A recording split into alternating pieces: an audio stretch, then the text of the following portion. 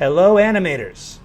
We're going to jump back into some digital animation using Photoshop. Today we're going to learn about the timeline and how that's handy for doing hand-drawn animation, working with paint, and less about object animation or using images and layers and transform and stuff, because that just doesn't work with the timeline. The timeline's a little picky about what it can handle, but it is quite impressive what you can do with it, as far as opening up options like onion skinning so you can see previous frames, and choosing your frame rates, exporting, doing multiple layers, layers that move, layers that don't move. We're going to jump into just a quick demo of how to get started with that, and it's not really intense. I think that once you see it, you'll be like, oh, okay, it's that easy. I understand layers. I understand timelines and things like that. It'll click like that, and then you'll jump into your own approach to this. Don't feel like you got to be tied into mine either. And there's probably a lot to learn beyond what I'm showing you. I mean, there always is, right? So we're going to start off with a new Photoshop document. I'm going to go with my HD TV 1080. Y'all know why? Because it's high res. I mean, it's not, obviously now we have 4K and stuff. You can go there if you need to, but just for class reasons, I don't think we have to do that. So here is my my document, and I have the timeline open up at the bottom, but you might not have that right away. So you need to go to Window, Timeline, and so now it's gone. So yours might look like this, and then you're going to go Timeline, boop, and the timeline opens up. And you can, give yourself more timeline vertical space if you need to. And you might be tempted to hit that button at the bottom that says Create Video Timeline. That's fine. Let's do it and see what happens. You click on it. It gives us a layer 0. It gives us a chunk of something in the timeline. And we have our work area here, the in and outs for our work area. We have some buttons, like the old VCR buttons. I don't need audio turned on. So there's things you can do here that will be beneficial for you as you work. There's something that you should know right away, and that is when you create this is a video layer. When you create a new video layer, it defaults to a fairly short time. So I'm going to move this bottom window up a smidge. Come on, guy. There we go. If you look at the bottom of that timeline window, you've got your magnifier slider, and you can see that this default video layer is only 5 seconds long. You typically want more than that, and Photoshop was really stubborn about how you could change this until just in the last version. You couldn't change this. The only way you could get video layers to be longer is if you imported a video clip that already existed somewhere on your computer that was somewhere near the length of what you wanted, and then when you created a video layer, it would take on that length, and then you would just ditch the other video layer.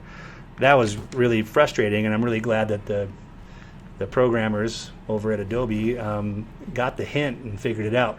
So if I want to make this longer, I can just grab the end of that layer, just like you would normally expect to, and I could say my target is 30 seconds or something. So I'll just go all the way to 30 seconds. Bam! It also moves my work area out point to that as well. So here's the thing. I just made the layer when I hit that button that said, let's make a video timeline. The thing to know about this layer is that this is not a video layer. This layer is just a flat, motionless layer, which is fine for backgrounds. So, maybe what I want to do is drop in a gradient or something. So I'll do like a sky gradient.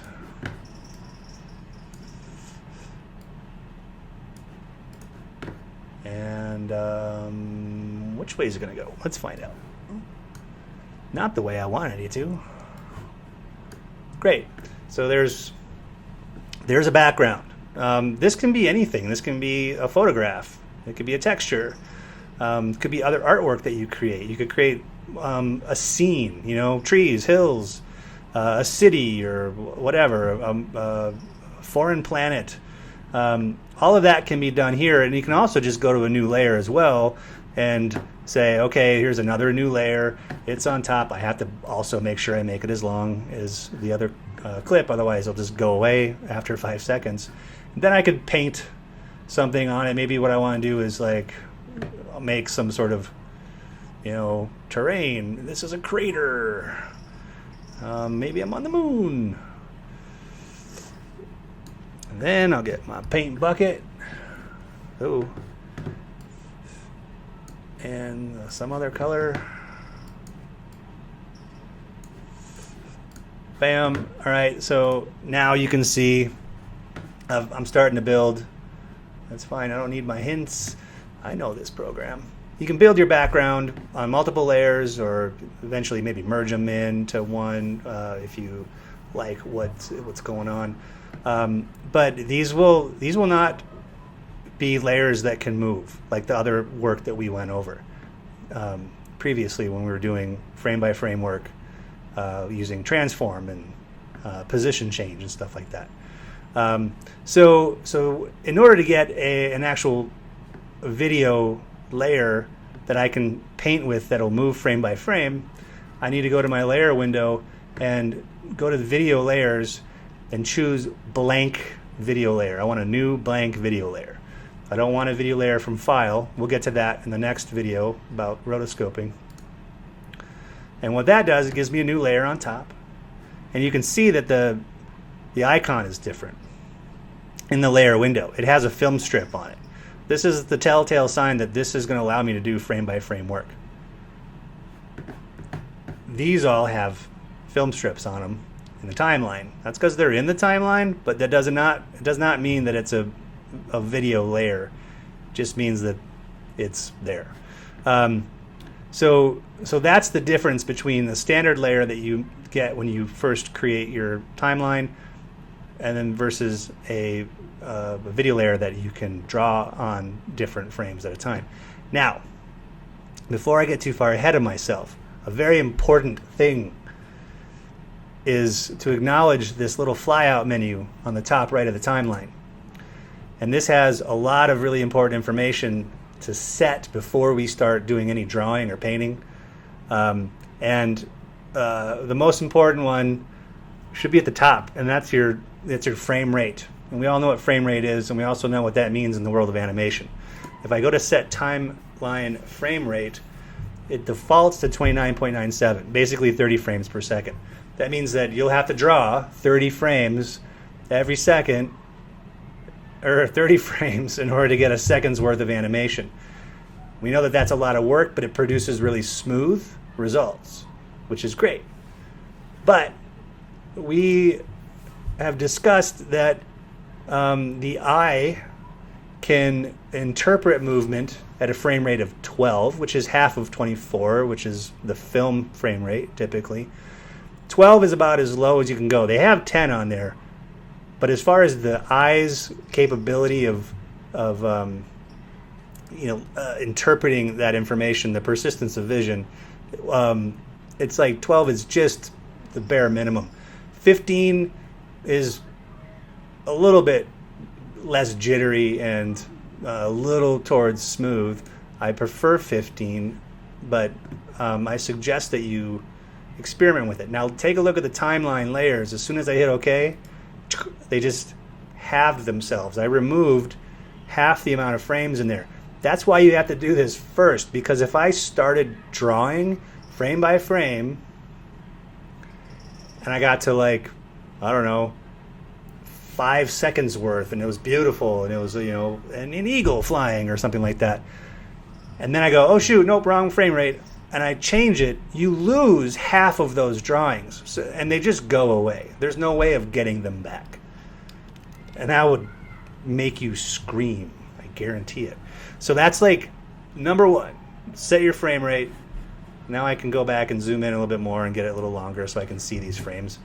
The other things that are nice to set up are making sure that loop playback is set, so that'll loop your timeline and just let you see your work area over and over and over again. That's just good to check your animation. We don't need to go over all this stuff, but enable timeline shortcut keys is really great. That allows you to use the keys that we're familiar with in other programs, like page up, page down on your number pad. That's really nice. So you can just advance frame by frame by going page up, page down, or like command right arrow, command left arrow, whatever keyboard shortcuts you are familiar with in the video editing will typically work here. Enable auto grouping of clips, sure, whatever, that's fine. And then there's onion skinning. And if you enable it, that's just one thing. But if you want to get into the settings of them, you go here first and say how many frames before, how many frames after do you want to see. One typically is all you need. If you're really trying to work on a particular move and you want some fluidity or understanding the trajectory of something, then maybe you would do a few frames more before, like 3 or 4 or something like that. But typically that's all going to work. You can set your opacities and it does a multiply and stuff like that. So that's cool. But now I still have to go, once I went there, it automatically assumed that I wanted them. So it did enable them. That's good. And that's pretty much all we have to go over here. But now we can take a look and see what happens. I'm going to confess, I just found out today, basically. No, it was earlier this week. But I've got 2 graphics tablets. I have one for my home office. I have one for the work office. And I just got the news that they're both outdated and I can't use them. And that stinks. They just work like a mouse now. Like I don't get any pressure sensitivity, and the tracking isn't right. So I'm going to do all of this today with a mouse. And if any of you know me, it is my biggest pet peeve.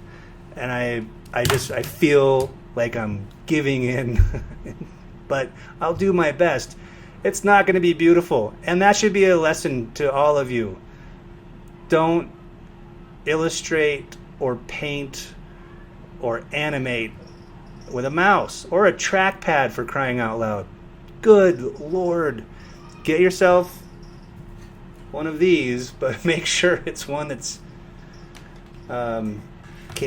compatible with your current operating system and hardware. Anyways, all right, back to it. So the only thing that you can animate in a video timeline is paint. That's it. So obviously I'm just going to go right to my brush. So you could use your brush, you can use a pencil tool. The mixer brush is really great because you can start to push paint and mix it and stuff, and it behaves a bit more organically, and then that can be animated. It's super cool. But I'm just going to stick with the regular brush tool. And a couple things I need to make sure I'm thinking about: my size of brush, the hardness and softness. These are all things that typically you'd be paying attention to if you're doing any sort of digital painting. So I'm going to make my brush I'm just going to make it bigger just so we can see it, and then I'll get just a black. Why black? I don't know. I'll mix up something else. What do I want? I don't know. I'll go with a brown, I guess. Why not? It's surprise yourself day. So if I make, I guess I'll just sort of make like a line that maybe like looks like wind or something. So I'm going to start with a little bit here, and I'm going to advance a frame. So I just hit page down. I am now on frame 2. It's actually frame 1 because the first frame is frame 0, but my second frame. I can see the ghost of the line that I had just made. So I know where I'm supposed to be. So I'll go a little bit further, and I'm going to move my mic a little bit so I can put my hand on that page down key, and I'll go to the next one. So there's my previous frame ghosted, and now I'll go like this, and then like this, and just sort of continue this line a little bit further and further, and maybe even give it some fluctuation just so it's not so normal and expected.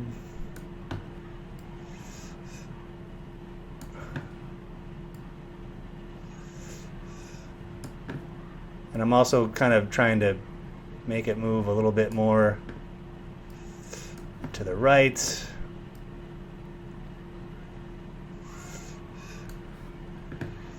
I've never done this particular line thing before, so this is also new and unexpected. All right, so what do I got? I got, what frame am I at? I'm frame 13 already. It's pretty good. I'll go to frame 20.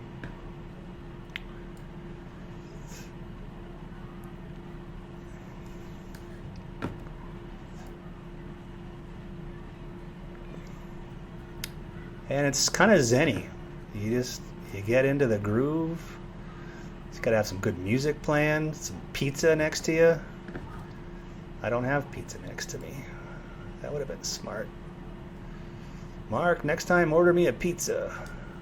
I'm on frame. Oh, I'm already past. Oh, yeah, I'm past a second now. So I'm just going to move that work area down to right there. And I'm going to turn onion skinning off because it makes playback look weird because of the multiply effect. But now, whoa, wild. So you can see that just that 1 second of time doing a single line didn't take me long. But it's totally coming to life. You can work with the backgrounds at this point, right? You could have, like, if I had a little person or creature or vehicle or a worm or something like that, I want to sort of go along that landscape that I put in the bottom, you can do that, or if a ship flying through. But the deal with the timeline is that it can really only work with tools like the paintbrush, like I was saying, or you could also use shapes with the marquee tool or things like that. You won't get anywhere with vector shapes, so it does have a limitation, but it ends up being more like a traditional hand-drawn flip book, only you get all the cool things that go along with our digital spectrum. So that being said, there's nothing to stop me from taking that layer, duplicating it, moving it back in time just a little tiny bit, which means I'll also have to... Why don't I see it? There it is. I just went too far. It's going to be kind of weird. It's going to jump, but it's fine. You'll get the idea. So, you know, the fact that it's now offset in time is just offset in time. But like I'm saying, there's nothing that's stopping me from maybe turning that blending mode to something else. I mean, I could do that to any of them. Multiply. Now I'll do like an overlay. Oh, now it's blue. But you know, if I'm trying to emulate wind or something like that, then it is pretty easy for me to just duplicate it, offset it. I'd obviously want to finish that motion and then maybe have the tail end of it sort of also go off screen. So it would just take some proper planning. You can, you know, also do things like, I might bite my tongue on this one, but I'm gonna edit my layer, transform. Boy, why am I not finding this that fast? There it is, edit. And I'm gonna flip it horizontal. Oh no, that just turned it into a smart object. That sucks. What did you do? See, you can't do that. That's the limitations of the timeline, unfortunately. I thought for sure I was going to be able to do that. Can't. but that's fine. It just makes you work sort of in a different method. So this could be, dialogue between people or abstractions or just really cool things in nature. And you can build it as far as you want, making sure that everything that you want to have animated is a blank video layer, and then you're golden. You can't apply effects to these layers. Let me make sure that's a truth. What would I want to do? Blur it? Sure, I'll try to blur it.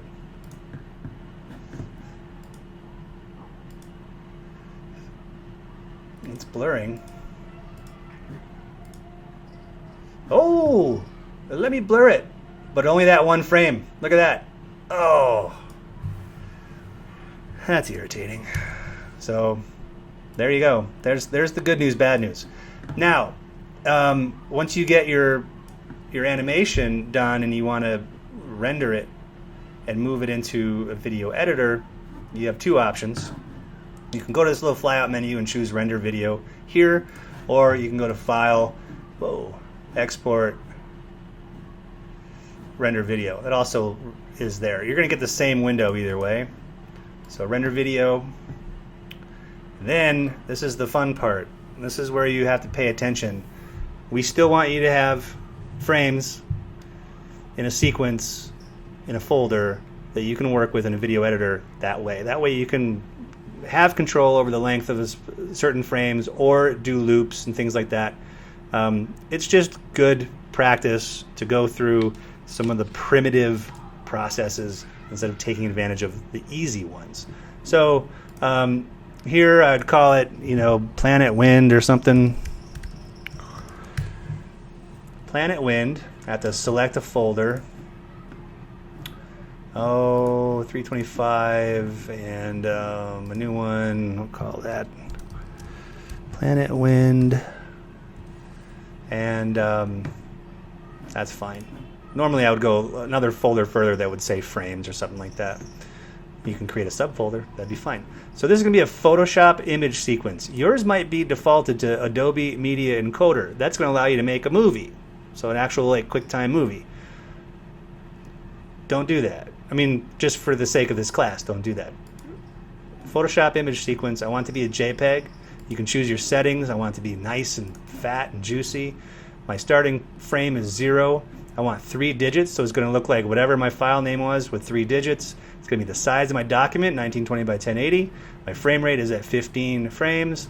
I want, for now, just the work area. But if I had all of that animated, I would say do all frames. And then you hit render, and it'll go through and quickly spit out those frames.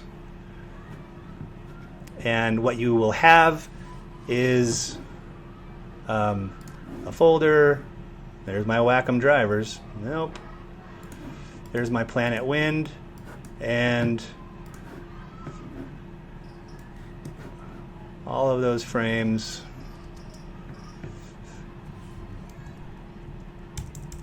That's not going to. I have to select the first one. Boop, boop, boop, boop, boop, boop, boop, boop, boop. I'm just flipping through them in the Finder, but there you go. So there's the sequence, and I've got 27 of them. It's pretty good results for such a short amount of time. Now, it's that easy. You should play around with it, see if it does fit your fancy for what your interests are or what your ambitions and style might be. Just to get it used to the workflow, know what's there. It can also be a really, really great way to do titles. The shaky text that says, "Hey, this movie is something or other." Even if your main animation isn't this style, why not try it just for the credits and the titles? Like that could be really a kind of a nice blend. So if you're doing rotoscoping, why not start off with a title that's been hand drawn with cool colors and fun stuff, maybe some texture and whatnot. So that's that. Now, the next thing that we'll look at is rotoscoping. So I hope that was helpful. Give it a shot. Good luck. Take care.